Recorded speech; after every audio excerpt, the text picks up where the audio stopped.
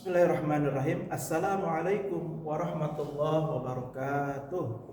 Alhamdulillahi rabbil alamin. Wassalatu wassalamu ala Rasulillah wa ala alihi wa sahbihi wa man wala. Amma ba'du.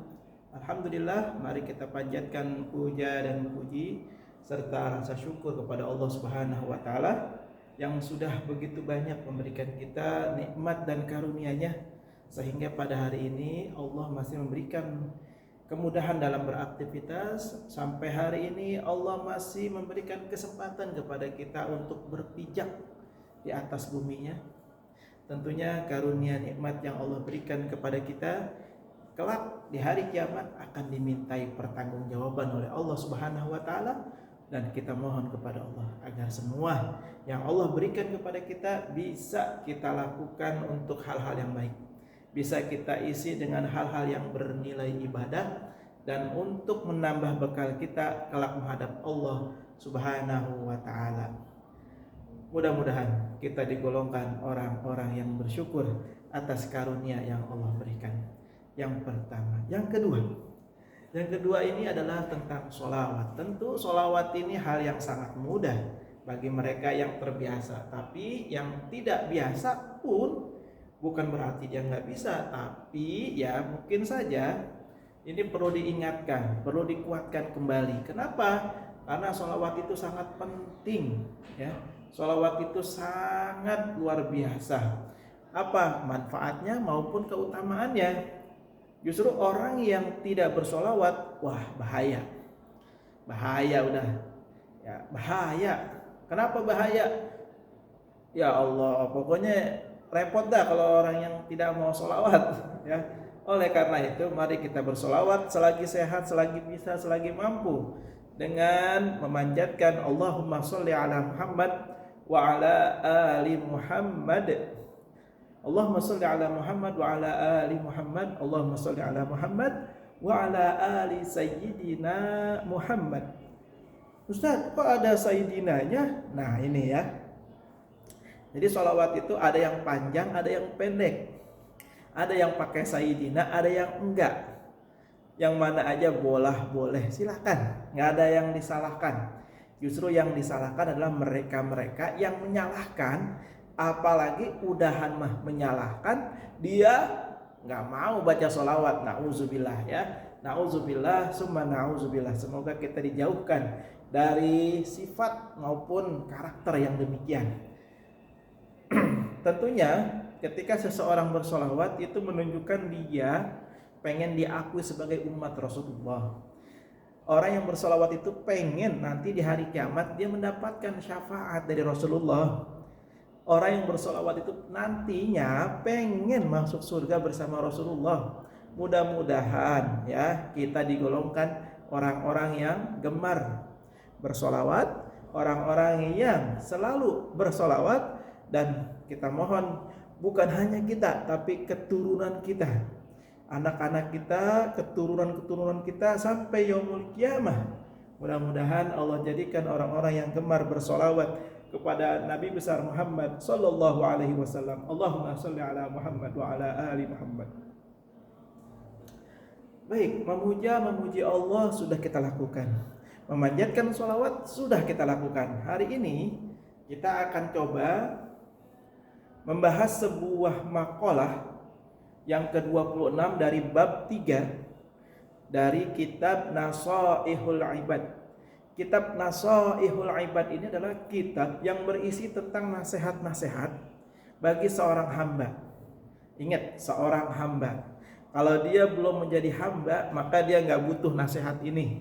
Ya, jadi ini khusus dibuat oleh Ibnu Hajar Al-Asqalani, ya, dan kemudian disyarah oleh Imam An-Nawawi Al-Bantani. Ini bagi yang mengaku sebagai hamba Allah Subhanahu wa taala dan umat Rasulullah sallallahu alaihi wasallam. Ingat, nasihat ini adalah mutiara-mutiara seorang mukmin yang hilang. Maka ketika dia menemukan nasihat, maka segera ambil, jangan sia-siakan. Seperti halnya kita menemukan mutiara, nggak mungkin kita buang begitu saja, tapi kita segera ambil. Nah, itulah seorang mukmin yang sebenarnya. Baik, saya akan bacakan makalah yang ke-26 dari kitab Nasaihul Ibad. Ini berbicara tentang apa sih? Nah, ini membicarakan tentang orang yang kalau dia meninggal, kira-kira dia nanti bakal mendapat apa dari Allah Subhanahu wa taala.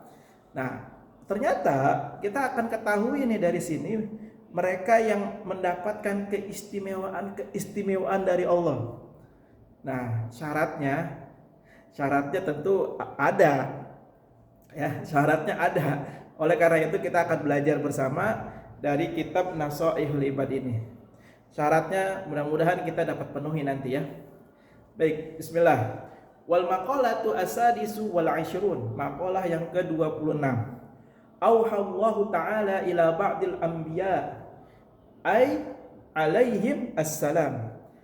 Telah ya diwahyukan oleh Allah Subhanahu wa taala kepada ba'dil anbiya, sebagian para anbiya, para rasul, para nabi. Apa yang diwahyukan Allah kepada sebagian para nabi tadi? Man laqiyani ay bil maut, ya. Apa itu? Barang siapa yang bertemu denganku ay bil maut, apa? Dengan kematian, ya, apabila seseorang itu telah meninggal, kata Allah begitu. Wa huwa yuhibbuni, dan dia mencintaiku, kata Allah. Atau Imam An-Nawawi di sini menjelaskan ayyashtaqu ilayya wa yarghabu fi ma 'indi minas thawab. Apa itu maksudnya? Maksudnya adalah ia rindu padaku dan senang atas apa yang telah aku yang ada padaku, yakni pahala. Ya. Terus kata Allah, orang yang seperti ini adkhaltuhu jannati, maka dia akan aku masukkan ke dalam surgaku. Ini yang pertama. Yang kedua, waman laqiyani. Nah, yang kedua nih, barang siapa yang bertemu denganku atau dia meninggal ketemu denganku, kata Allah, wa huwa yukhafuni. Apa? Imam An-Nawawi di sini menjelaskan ayyakhafu adabi, dalam keadaan takut kepada azabku, kata Allah. Terus lihat, orang yang meninggal karena takut atas azabnya, ajnabtuhu nari, maka Allah akan menjauhkan neraka atas orang tersebut. Luar biasa ya. Terus yang selanjutnya apa? Yang ketiga nih, yang terakhir. Wa man laqiyani bil maut wa huwa yastahyi minni. Barang siapa yang bertemu denganku, kata Allah, yang maknanya dia meninggal, wa huwa yastahyi minni, ya, dan dia malu, ya, malu kepadaku, atau di sini dikatakan oleh Imam An-Nawawi bi an tanqabida nafsuhu min syai'i khaufan min iqabillahi ta'ala lahu fi. Ya, lihat. Malu di sini artinya dia menahan diri dari sesuatu perkara yang itu menyangkut tentang siksanya Allah Subhanahu wa taala. Jadi dia malu melakukan sesuatu karena perkara tersebut dapat mengundang siksa dari Allah Subhanahu wa taala. Dia malu. Terus dia meninggal. Nah, lihat apa yang Allah berikan kepada orang yang malu seperti ini. Lihat. Teng tong unsaitu hafazata zunubahu, kata Allah, aku akan menyuruh malaikat hafazah, ya. Malaikat hafazah ini malaikat yang tugasnya mencatat amal. Apa yang dilakukan oleh Allah kepada malaikat hafazah ini? Kata Allah, hai malaikat hafazah, jangan engkau tulis. Apa yang jangan ditulis? Perbuatan orang ini. Artinya apa? Allah mengangkat derajat orang yang malu tadi dengan cara dijauhkan dari malaikat hafazah supaya amalnya jangan ditulis. Udah, saya tahu, kata Allah. Saya tahu ini orang malu sama saya. Makanya dia menjauhkan dirinya dari apa-apa yang mengundang azabku, kata Allah. Subhanallah. Dan inilah yang Allah bilang, barang siapa yang meninggal dalam keadaan takut kepadaku, maka Allah akan anggap orang tersebut melakukan kebaikan sepanjang hidupnya. Allahu a'lam bishawab. Mohon maaf jika ada yang salah, mohon maaf jika ada yang tidak berkenan. Allahu a'lam bishawab. Subhanakallahumma wa bihamdika asyhadu an la ilaha illa anta astaghfiruka wa atubu ilaik. Assalamualaikum warahmatullahi wabarakatuh.